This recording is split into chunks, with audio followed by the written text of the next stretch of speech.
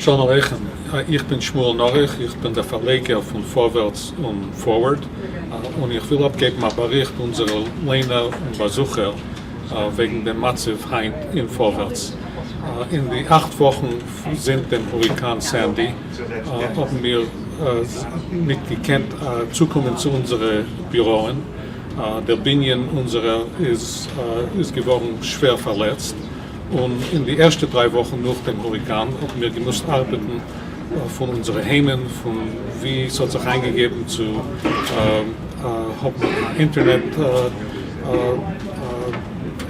Service. Und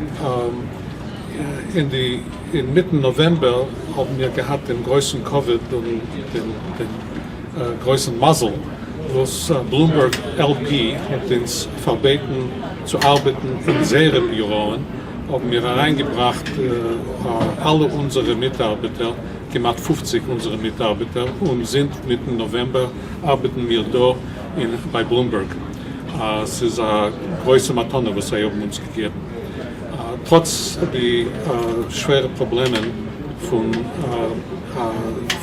den letzten 2 Chadashim haben wir bekommen starke Hilfe von unseren Lehner. Die Zahl unserer Beisteuer ist 2-mal so groß, wie es gewesen vor dem Hurrikan.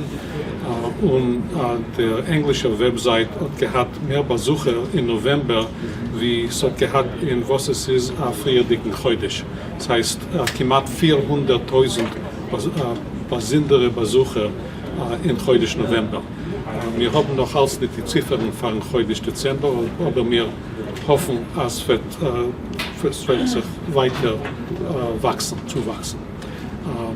Wir hoffen euch, als bis Anhieb Januar werden wir können zurückkommen in unsere Büros in 125 Maiden Lane und als wir wollen von dort euch können dienen in dem neuen Jahr. Danke euch, seid gegrüßt.